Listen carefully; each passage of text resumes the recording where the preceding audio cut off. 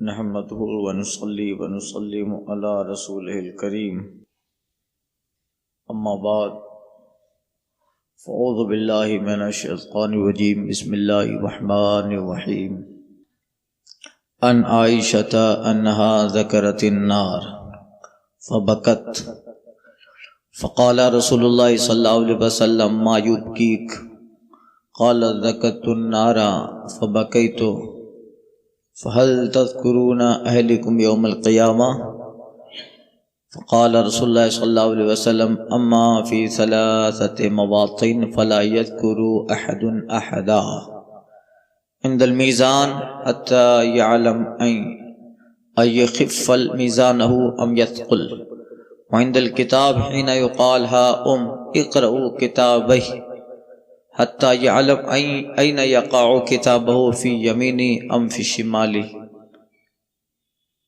من وراء ظهره وعند الصراط إذا وضع بين ظهر جهنم رواه أبو داود۔ ام المومنین حضرت عائشہ صدیقہ رضی اللہ تعالی عنہا سے روایت ہے، فرماتی ہیں کہ ایک مرتبہ انہیں دوزخ یاد آ گئی تو وہ رونے لگی، دل میں یاد کیا، اس کی ہولناکیوں کا ذکر کیا، یاد آ گیا جہنم کی خطرناکی، اس کی ہولناکی، تو کہتی ہے انہیں جہنم یاد آئی تو رونے لگی۔ آقا صلی اللہ علیہ وسلم نے فرمایا اما یبکک، اے عائشہ کون چیز رلا رہی ہے، کس لیے روئی؟ قالت ام المومنین جناب عائشہ کہتی یا رسول اللہ ذکرت النار فبکیت، تو مجھے جہنم یاد آ گئی تو میں رونے لگی، یعنی وہ خطرناک چیز ہے۔ فلا آقا حضرت عائشہ کہتے فہل تذکرون اہلکم یوم القیامہ، تو کیا یا رسول اللہ مردوں کیا تم قیامت میں اپنے گھر والوں کو یاد کرو گے؟ حضور سے کہہ رہی ہیں قیامت میں مرد مراد خاوند شوہر اپنے گھر والوں کو یاد کریں گے، اس سے حضور الگ ہیں، عام لوگوں کا ذکر ہے۔ حضور کی شفاعت تو گنہگاروں کے لیے، گھر والوں کے لیے نہ ہوگی، گنہگاروں کو یاد کریں گے قیامت میں، گھر والوں کو یاد نہیں کریں گے، کیا حضور خارج ہیں اس سے؟ عام لوگوں کی بات ہے۔ تو اہلیکم، چونکہ جناب عائشہ حضور کے سامنے بیان کر رہی ہیں، اس لیے حدیث کا کہ طرز بتا رہی ہے کہ وہ کہہ رہی ہیں کہ مرد اپنی بیوی کو، خاوند اپنی عورت کو، یا گھر والے ہی لے لو تب بھی کوئی اعتراض نہیں ہے، قیامت کے دن یاد کریں گے۔ آقا فرماتے ہیں اے عائشہ اما فی 3 مواطن فلا یذکر احد احدا، 3 جگہ قیامت میں ایسی ہے کوئی کسی کو یاد نہیں کرے گا۔ وہیں دماغ میں رکھیے حضور خارج ہیں، حضور کی بات نہیں ہو رہی، عام لوگوں کی بات ہے۔ 3 جگہ کوئی کسی کو یاد نہ کرے گا۔ آقا فرماتے عند المیزان، ایک میزان پر جب نام اعمال تولے جائیں، کب تک؟ حتی یعلم ایخف میزان ام یثقل، یہاں تک کہ بندہ جان لے کہ اس کا میزان ہلکا ہے یا بھاری ہے۔ جب پتہ چل گیا، میزان کا سارا فیصلہ ہو گیا، تب یاد کرے گا، مگر اس سے پہلے اتنا پریشان ہے کہ کسی کا دماغ میں خیال ہی نہیں۔ خیال یہ تو صرف یہ ہے کہ پتہ نہیں میرا میزان میں نام اعمال کا حال کیا ہوگا۔ یہ تو آقا فرماتے ہیں میزان پر یہاں تک کہ جان لے کہ اس کا میزان پلہ ہلکا ہے یا بھاری۔ وعند الکتاب ہی نہ یقال، اور نام اعمال دینے کے وقت جب کہا جائے آؤ اقرؤ کتابی، اپنی کتاب نام اعمال پڑھو، آؤ پڑھو کیا کیا کیا ہے۔ حتی آقا فرماتے یہاں تک کہ وہ جان لے اینا یقع کتابہ فی یمینی ام شمالی، وہ جان نہ لے کہ اس کا نام اعمال اس کے دائیں ہاتھ میں پڑتا ہے یا بائیں ہاتھ میں. دائیں ہاتھ میں پڑا وہ کامیاب، بائیں ہاتھ میں پڑا وہ پھنسا. جو اچھے ہیں، جن کے اعمال بہتر ہیں، انہیں قیامت کے دن ان کا نام اعمال ان کے دائیں ہاتھ میں دیا جائے گا. پھر ایسا بھی نہیں ہوگا کہ دائیں ہاتھ سے لے کر بائیں ہاتھ میں لے لے، بائیں ہاتھ کام کرنا ختم کر دے گا. وہاں چیٹنگ نہیں کر سکتا کوئی. یہ دنیا میں سب چلتا ہے. وہاں خود بائیں ہاتھ کام کرنا چھوڑ دے گا. جسے نام اعمال اس کے دائیں ہاتھ میں دیے گئے وہ دائیں ہی میں رکھے گا، بائیں میں لگا نہیں سکتا. اور جسے بائیں میں دیا گیا وہ دائیں میں نہیں لا سکتا کہ چلو میں بھی دائیں ہاتھ میں لے لوں. تو فرشتوں کو لگے کہ ہاں یہ تو دائیں ہاتھ میں دیا گیا ہے، اس کا تو اچھا معاملہ ہوگا. یہ سب یہاں سب تکرم بازیاں چلتی ہیں، فراڈ یہاں چلتا ہے. موت کے بعد سب ختم. اب آقا علیہ الصلوۃ والتسلیم فرماتے ہیں عند الکتاب، نام اعمال دیتے وقت اسے کہا جائے آ پڑھ اپنی کتاب. اور وہ بندہ جان نہ لے این یقع کتابہ فی یمینی ام شمالی، کہ اس کا نام اعمال اس کے دائیں ہاتھ میں دیا جائے یا بائیں ہاتھ میں پڑتا ہے. من ورائے ظہری، اس کے پیٹھ کے پیچھے. کہاں؟ کچھ لوگوں کے پیٹھ پر اس کے نام اعمال لا دے جائیں گے، پیٹھ پر لا دے جائیں گے. یہ شر الناس، بہت برے ہوں گے کہ انہیں ان کے بائیں ہاتھ میں نام اعمال دینے تک رب پسند نہ کرے گا کہ پیٹھ پہ ڈالو. یہ بہت ہائی قسم کے شریر لوگ، انہیں نہ ان کے ہاتھوں میں ہی نہیں دیا جائے گا. پیٹھ کے پیچھے لاد ہو اس پہ اوپر، جیسے گدھے پر بوجھ لادا جاتا ہے. ان کے نام اعمال ان کی پیٹھ پر لادو، ان پہ لادا جائے. وَعِنْدَ الصِّرَاطِ، تیسری جگہ آقا فرماتے کوئی کسی کو یاد نہ کرے. تیسری جگہ عند الصِّرَاطِ، پل صراط پر. کہاں پر؟ پل صراط. اذا وضع بین ظہر جہنم، پل صراط پر جب وہ پل صراط دوزخ کے کناروں کے درمیان رکھا جائے گا. وہ پل، وہ بریج ہے، مگر ہمارے یہاں کے وکٹوریا بریج کی طرح نہیں. وہ ایسا بریج ہے جو بال سے زیادہ باریک، تلوار سے زیادہ تیز. اور جہنم کے کناروں پر، ایک کنارے سے دوسرے کنارے پر اس کو رکھا جائے گا. اب بندہ اس وقت پریشان ہے کہ پتہ نہیں. آقا مقصد بتانے کا یہ ہے کہ یہ وہ وقت ہوگا جب کوئی کسی کو یاد نہیں کرے گا، ہاں مگر رسول پاک صلی اللہ علیہ وسلم گنہگاروں کو یاد کریں گے. اعلیٰ حضرت کہتے ہیں رضا پل سے اب وجد کرتے گزری ہے. اب وجد کہاں ہوتا ہے بھائی؟ جہاں رستہ بہت بڑا ہو، صاف ہو، آدمی وجد کرتے جائے گا. پل کو وجد کرنے کی جگہ ہے، وہاں تو احتیاط سے چلنا ہے، قدم رکھ کے چلنا ہے، گر نہ جائے. وجد نہیں ہوگا وہاں، مگر اللہ ایک کنارے پہ مصطفیٰ جان رحمت ہیں اور دعا کر رہے ہیں رب سلم مولا میری امت کو سلامتی سے پار کروا دے. رب سلم میری امت کو سلامتی سے پار کروا دے.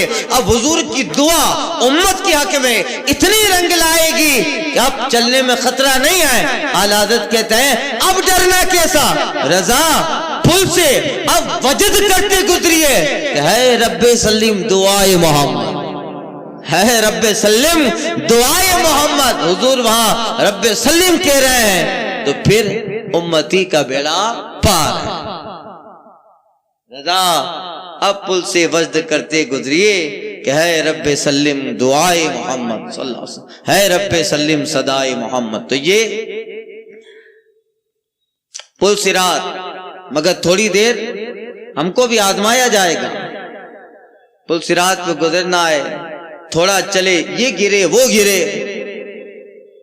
ڈائریکٹ وہ تو جس قدر گناہ لے کے گئے ہیں،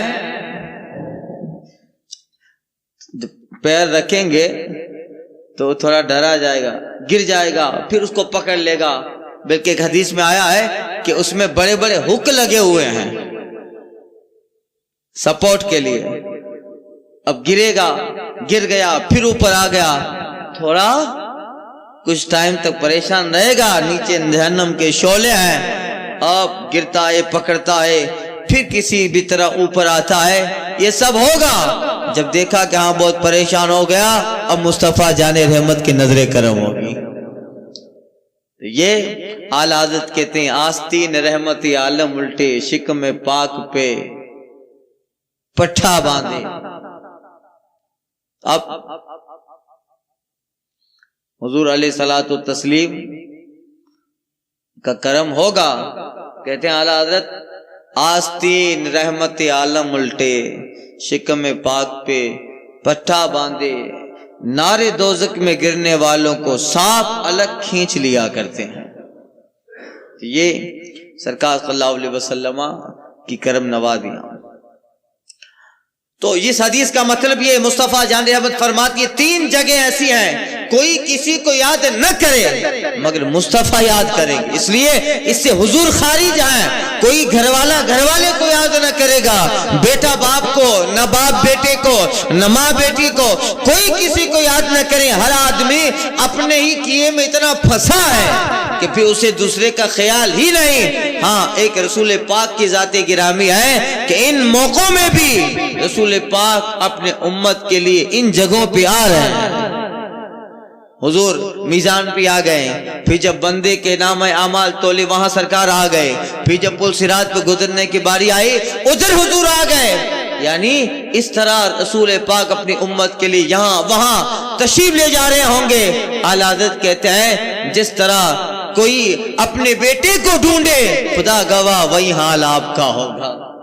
خدا گواہ وہی حال آپ کا ہوگا. استاد رمن کا شعر ہے یہ، خدا گواہ وہی حال آپ کا ہوگا. یعنی جس طرح کوئی اپنے عزیز کو تلاش کرتا ہے، اس طرح مصطفیٰ اپنی امت کے لیے جو ہے فکر مند ہوں گے، اس طرح حضور فکر مند ہوں گے. استاد رمن کہتے خدا گواہ وہی حال آپ کا ہوگا. یعنی مصطفیٰ جان رحمت کا کرم ہوگا اور حضور جہاں امتی جائے گا وہاں آقا علیہ الصلوۃ والتسلیم تشریف لے جائیں گے امت کے لیے بھلائی، تاکہ یہ انہیں تکلیف نہ ہو.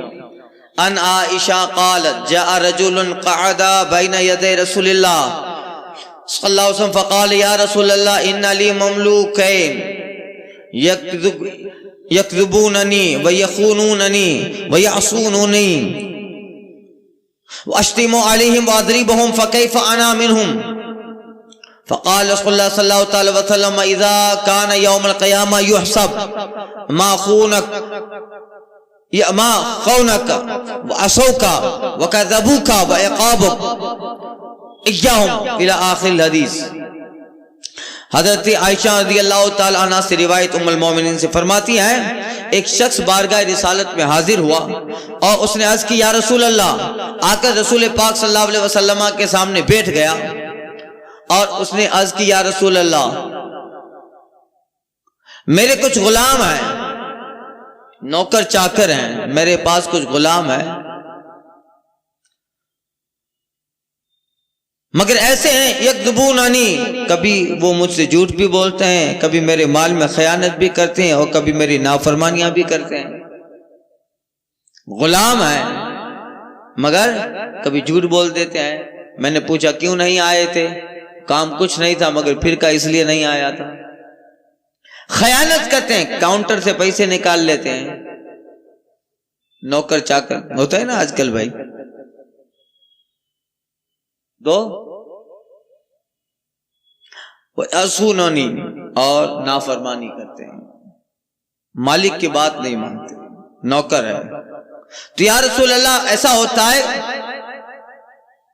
واشتموہم، میں کبھی کبھی غصے میں انہیں گالیاں بھی دے دیتا ہوں اور میں مارتا بھی ہوں نوکروں کو.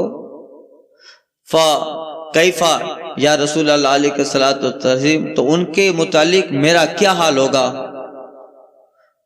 میرا ان کے متعلق میرے غلام ہیں ان کو مارنا، جبکہ میں ان کے جھوٹ، نافرمانی اور خیانت کی وجہ سے مارتا بھی، انہیں گالی بھی دیتا ہوں۔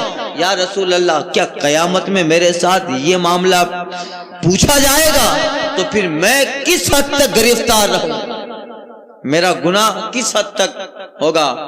سنیے، اب وہ صاحب جنہیں اپنی آخرت کی فکر ہوتی ہے وہ سب سوچتا ہے، آخرت کی جنہیں فکر ہے ان کے دماغ میں یہ ساری چیزیں آتی، ورنہ تو مار کے چلے جاتے ہیں، قتل کر کے چلے جاتے ہیں، پتہ نہیں چلتا،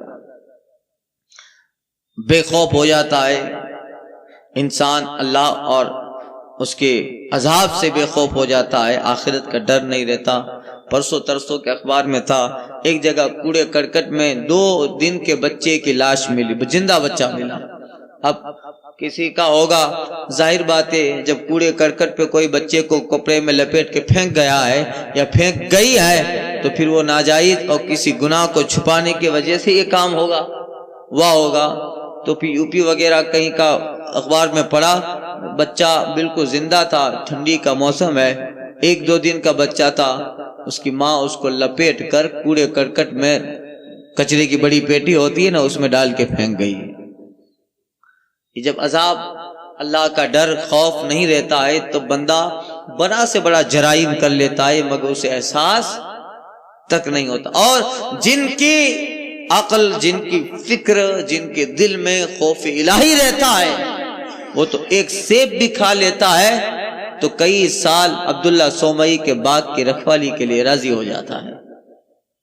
سرکار بغداد کے والد گرامی، خوف اللہ کے ڈر کا معاملہ ہے۔ سنیے، تو وہ صاحب آئے تھے حضور کی بارگاہ میں، یا رسول اللہ میرے غلام ہیں، جھوٹ بھی بولتے ہیں، خیانت بھی کرتے ہیں، نافرمانی بھی کرتے ہیں، میں کبھی ان کو مار بھی دیتا ہوں، گالیاں بھی دیتا ہوں۔ حضور فرمائیں کیف انا منہم، میرا ان کے متعلق حضور معاملہ کیا ہوگا، کیا حال ہوگا؟ تو سرکار صلی اللہ علیہ وسلم نے فرمایا اذا کان یوم القیامہ، جب قیامت کا دن ہوگا،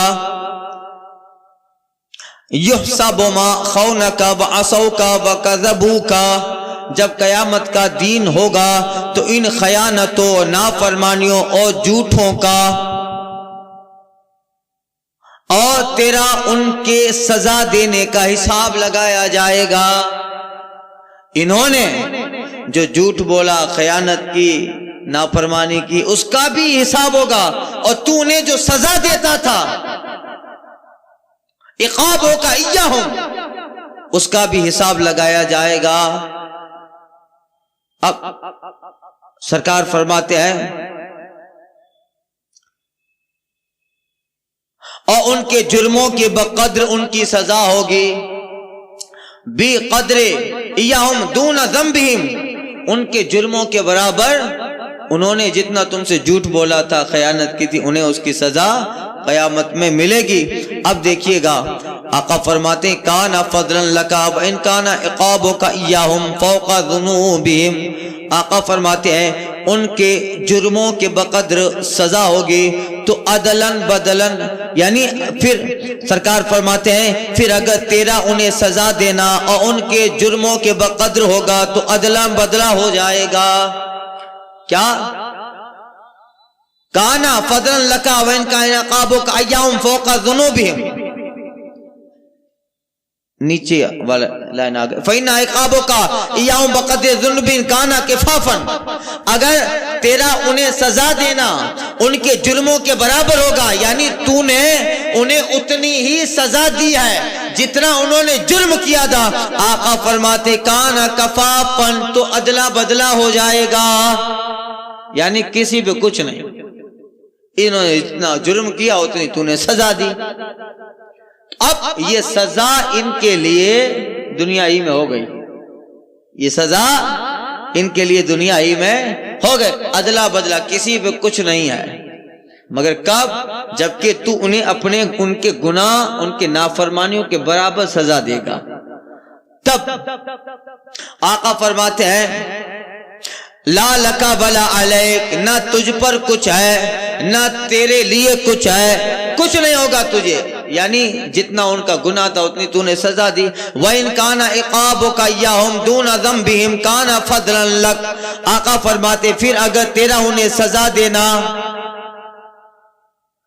اگر تیرا انہیں سزا دینا ان کے قصور سے کم ہوگا، تھوڑا جتنا گناہ کیا ہے، جھوٹ بولا ہے، اس سے کم اگر تیرا انہیں سزا دینا ان کے قصور ان کی غلطیوں سے کم ہوگا تو تجھے ان پر فضیلت حاصل ہوگی، تجھے ان پر فضیلت حاصل ہوگی، یعنی یہ تیرے لیے اچھا ہوگا کہ ان کانا عقابوں کا، اگر تیرا انہیں سزا دینا ان کے قصور ان کے گناہوں سے کم ہے تو یہ کانا فضل لک، تیرے لیے بزرگی ہوگی قیامت میں، کہ جتنا غلطی کیا تھا تیرے نوکر چاکر نے اس کو 10 تھپڑ مارنے چاہیے مگر ایک ہی تھپڑ مار کے سمجھا دیا تھا، یہ یہاں تیرے لیے بزرگی ہو جائے گی قیامت میں۔ اور تجھے پتا تھا یہ خیانت کیا، اس نے جھوٹ بولا، اس کے باوجود معاف کر دیا، یہ تیرے لیے فضل بزرگی ہوگی۔ اب آقا فرماتے وَإِن كَانَ عِقَابُكَ إِيَّاهُمْ فَوْقَ ذُنُوبِهِمْ، اور اگر تیرا انہیں سزا دینا ان کے قصور سے زیادہ ہوا، ان کے قصور سے زیادہ ہوا، اقتص لہم منک الفضل، آقا فرماتے ہیں اگر تیرا انہیں سزا دینا ان کے قصور سے زیادہ ہوا تو زیادتی کا تجھ سے بدلہ لیا جائے گا۔ زیادتی کا کیوں زیادہ بدلہ، زیادہ مارا کیوں؟ ایک چوری کر لی تھی، 2 تھپڑ مار کے بھی بات ختم ہو سکتی تھی، مگر بیچارے کو اتنا مارا کہ 10 دن کام پہ ہی نہ جا سکا۔ اگر تیرا انہیں سزا دینا اس کے قصور اور ان کی غلطیوں سے زیادہ ہوا تو زیادتی کا بدلہ تجھ سے لیا جائے گا۔ اللہ اللہ، افَتَنَحَّ الرَّجُلُ، جب اتنا سنا تو وہ آدمی الگ ہٹ گیا، الگ ہٹ گیا، یعنی یہ سارا معاملہ ہے الگ ہٹ گیا۔ وَجَعَلَ يَهْتِفُ وَيَبْكِي، تو کہتے ہیں حضرت عائشہ روایت کرتی ہے وہ آدمی الگ ہٹ گیا اور چیخیں مار کے رونے لگا کہ ان کی وجہ سے قیامت میں پھنس جاؤں گا، ایک تو میرے ہی نوکر ہیں۔ ہٹ گیا، رونے لگا۔ فقال له رسول اللہ صلی اللہ علیہ وسلم اما تقرأ قول اللہ تعالی، تو اب رسول پاک صلی اللہ علیہ وسلم نے فرمایا اے بندہ کیا تو رب کا یہ فرمان نہیں پڑھتا؟ اللہ نے نہیں فرمایا یہ وَنَضَعُ الْمَوَازِنَ الْقِسْطَ لِيَوْمِ الْقِيَامَةِ فَلَا تُظْلَمُ نَفْسٌ شَيْئًا وَإِنْ كَانَ مِثْقَالَ حَبَّةٍ مِّنْ خَرْدَلٍ أَتَيْنَا بِهَا وَكَفَىٰ بِنَا حَاسِبِينَ۔ آقا کہتے ہیں اے بندہ کیا تو اللہ کے قول نہیں پڑھتا؟ وَنَضَعُ الْمَوَازِنَ الْقِسْطَ لِيَوْمِ الْقِيَامَةِ، ہم قیامت کے دن میزان قائم کریں گے۔ فَلَا تُظْلَمُ نَفْسٌ شَيْئًا، تو کسی بھی جان پر ذرہ برابر ظلم نہ ہوگا۔ وَإِنْ كَانَ مِثْقَالَ حَبَّةٍ مِّنْ خَرْدَلٍ، اگر رائے کے دانے کے برابر بھی نیکی یا برائی ہوگی، أَتَيْنَا بِهَا، ہم بندے کو دیں گے۔ وَكَفَىٰ بِنَا حَاسِبِينَ، اور جو ہے ان کے بدلے انہیں دیے جائیں گے۔ اگر رائے کے دانہ کے برابر بھی عمل ہوگا تو ہم اسے لائیں گے، ہم کافی ہیں حساب لینے والے۔ کفا بنا حاسبین، ہم کافی ہیں حساب لینے والے، رب حساب لے گا، ایک رائے کے دانے کے برابر اس کا حساب ہوگا۔ فقال الرجل یا رسول اللہ ما اجید لی ولی ہؤلاء شیئا خیرا من مفارقتهم اشہدک انہم کلہم احرار، تو یا رسول اللہ علیہ الصلوۃ والتسلیم اتنا سب قیامت میں معاملہ ہے کہ ان لوگوں کی وجہ سے بھی مجھ سے حساب لیا جائے گا۔ یا رسول اللہ علیہ الصلوۃ والتسلیم، میں آپ گواہ رہیں، میں اپنے ان سارے غلاموں کو اپنی جدائی بہتر سمجھ رہا ہوں، یعنی ما اجیدو لہؤلاء شیئا، میں اپنے دل میں اس سے بہتر کوئی بات پاتا نہیں ہوں کہ انہیں جدا کر لوں۔ اشہدو کا یا رسول اللہ، آپ کو گواہ بناتا ہوں، انہم کلہم احرار، ان سارے نوکر چاکر غلاموں کو میں نے آزاد کر دیا، میں نے آزاد کر دیا، اب یہ اپنا کھائے اپنا کمائے، میں نے انہیں آزاد کر دیا، خواہ مخواہ ان کی وجہ سے پھنسنا پڑے گا۔ تو اس نے سارے غلاموں کو آزاد کر دیا کہ جہاں تک ہو سکے گا میں خود سے کام کر لوں گا۔ تو اگر آدمی خود کام کر سکتا ہو، اور یہ عقل مندوں نے فرمایا بھی ہے، جہاں تک کام اپنے سے ہوتا ہو، خادموں کی ضرورت نہ پڑتی ہو، تو پھر کام اپنے سے ہی کرنا چاہیے، ورنہ پھر ہوتا یہ ہے کہ پھر خادم رکھتے ہیں تو پھر خادم کا بھی خادم رکھنا پڑتا ہے کہ ذرا دیکھ تو یہ کیا کر رہا ہے، میری دکان میں صحیح طرح سے کام کر رہا ہے کہ نہیں۔ اس خادم کو دیکھنے کے لیے دوسرے کو رکھنا پڑتا ہے، اور پھر معاملات، اس لیے جو کام خود سے ہو سکتا ہو خود سے کرنا چاہیے، اور جب بہت ناگزیر حالات ہوں تب کسی متقی پرہیزگار اچھا دیانت دار ہو جس پہ یقین ہو اس کو رکھنا چاہیے، ورنہ پھر اسی چیز میں، آج تو سب CCTV کیمراز ہیں اس لیے اتنی تکلیف نہیں ہے، مگر فراڈ کرنے والے، آدھونکتا بڑھتی جا رہی ہے تو فراڈ بھی بڑھتے جا رہے ہیں، بھلے کیمرے لگے ہو مگر ایسا اس میں سیٹنگ کر دیتے ہیں کہ پتہ ہی نہیں چلتا ہے۔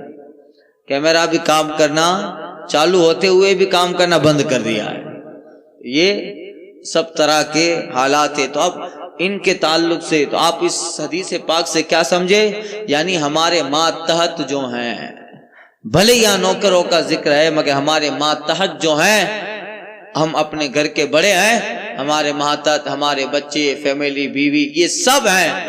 اگر کوئی سماج کا بڑا ہے اس کے ماتحت پورا سماج ہے، کوئی گاؤں کا بڑا ہے اس کے ماتحت پورا گاؤں ہے، تو اس حدیث کی طرز بتا رہی ہے ہر بڑے سے اس کے ماتحت کے بارے میں سوال پوچھا جائے گا، بتاؤ تم نے کہاں تک جو ہے ان کے ذمہ داریوں کو پورا کیا، اور قیامت میں اللہ تعالیٰ ان کے تعلق سے سوال کرے گا۔ اس لیے وہ صاحب جو حضور کی بارگاہ میں آئے تھے یہ پوچھنے کہ حضور ان کے تعلق سے سوال ہوگا، کہاں ہوگا، وہ ڈر گئے، آزاد کر دیا۔ تو ہمیں اپنی ذمہ داری کا احساس رکھنا ہے۔ رسول پاک کہتے ہیں کلکم راعٍ کلکم مسئول عن رعیتی، تم میں سے ہر ایک ذمہ دار ہے، اور قیامت کے دن تم سے تمہاری ذمہ داریوں کے بارے میں اللہ پوچھنے والا ہے۔ اچھا تو باپ تھا، بتا اپنے بیٹے کو کہاں تک اسلامی ذمہ داری میں ڈالا تھا، کہاں تک بیٹے کی پرورش کی۔ تو ماں تھی، بتا اپنی اولاد کی پرورش کیسے کی۔ تیری گود تو اولاد کا پہلا مدرسہ ہے، ماں کی گود اولاد کا پہلا، کہاں تک بیٹے سے پوچھا جائے گا، اچھا تو بیٹا تھا، بتا باپ کی خدمت کب تک کی، کیسے کی، ماں باپ کی تعظیم کیسے کی، یعنی ہر کسی سے سوال ہوگا۔ کوئی یہ نہ کہے کہ میں، بلکہ غلاموں تک سوال ہوگا، غلام سے آقا کی کیسے خدمت کی تھی، جو تیرا مالک تھا اس کے مال میں کہاں حد تک حفاظت کیا، دیانتداری عدل سے کام لیتا تھا، سب سے حساب لینے والا ہے۔ اس لیے جو جس پوزیشن پر ہے اپنے آس پاس کے حالات کو دیکھ کر بالکل چوکنا ہو جائے کہ مجھے اللہ اس کے بارے میں پوچھنے والا ہے، وہ معاملہ دنیا میں ایسا صاف رکھے کہ قیامت میں پوچھا جائے تو اس کام سے میری پکڑ نہ کی جائے۔ تو پھر انشاءاللہ تعالی دنیا میں اگر ڈر رہے گا تو آخرت میں حساب آسان ہوگا۔ اللہ تعالی حسن عمل، حسن توفیق عطا فرمائے۔ الفاتحہ۔